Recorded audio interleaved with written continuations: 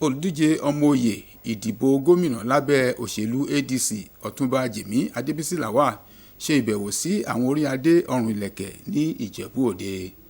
Jimi Adebisi Lawal, ẹni tí ó jẹ́ olùdíje ọmọ oyè lábẹ́ òṣèlú African Democratic Congress fún ìdìbò gómìnà ní ìpínlẹ̀ Ògùn, ẹni tí àwọn ọmọ ẹgbẹ́ rẹ̀ bá kọ́wọ́ rìn, ṣe ìbẹ̀wò ẹnlẹ́bẹ̀rún sí àwọn lọ́balọ́ba ní Ìjẹ̀bú Òde.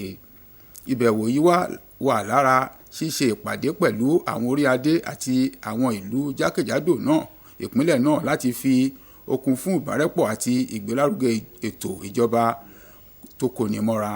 Ẹ̀kúnrẹ́rẹ́ náà ẹ gbọ́ síwájú sí i.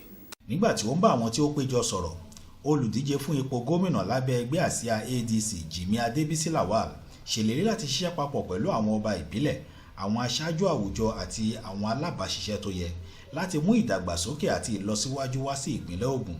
Ó ṣàlàyé pé ètò ẹ̀kọ́, ètò ìlera àti ààbò ní kókó pàtàkì ìjọba òun yóò gùnlé láti ṣe. Ó ṣàpèjúwe ìbẹ̀wò náà gẹ́gẹ́ bí àǹfààní láti gba ìsúre àti àtìlẹ́yìn ìgbìmọ̀ àwọn ọba ìbílẹ̀. Ilé láti ń kẹ́ṣọ̀ lóde.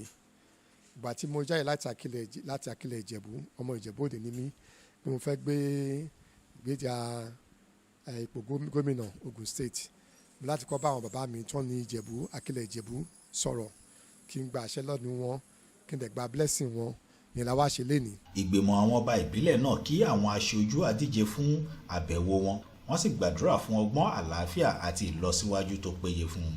Wọ́n tún tẹnumọ́ pé ìfọwọ́sowọ́pọ̀ láàrin ìjọba àti àwọn iléeṣẹ́ ọba ìbílẹ̀ àti àwọn ará ìlú fún ìdàgbàsókè tó lè pẹ́ títí. Adelé ààrẹ ìgbìmọ̀ àwọn ọba ìbílẹ̀ ní ìlú Ìjẹ̀bú Òde, ọba Lawrence Jaiye ọba, ṣàlàyé pé ìbẹ̀wò náà jẹ́ àǹfààní fún olùdíje náà láti wá ìmọ̀ràn ìgbìmọ̀ náà. Ó tún wí pé àwọn ọba ìbílẹ̀ kò gbọdọ̀ kópa nínú òṣèlú ẹgbẹ́ kankan, ṣùgbọ́n wọ́n lè pèsè ìtọ́sọ́nà àti àdúrà fún àwọn aṣáájú òṣèlú. Níṣe ló kọ̀wé wá pé òun fẹ́ wá rí wa, and gẹ́gẹ́ bí ọba a lè sọ fún wọn pé kán má wá. Ìgbà tí wọ́n bá dé, wọ́n á sọ nǹkan tán fẹ́ ṣe, àgbọ́ àdèṣàdúrà fún wọn. Ibi tó rí ń bá gbé dá, ẹsẹ̀ yín á gbé yín débẹ̀ o, and there we go.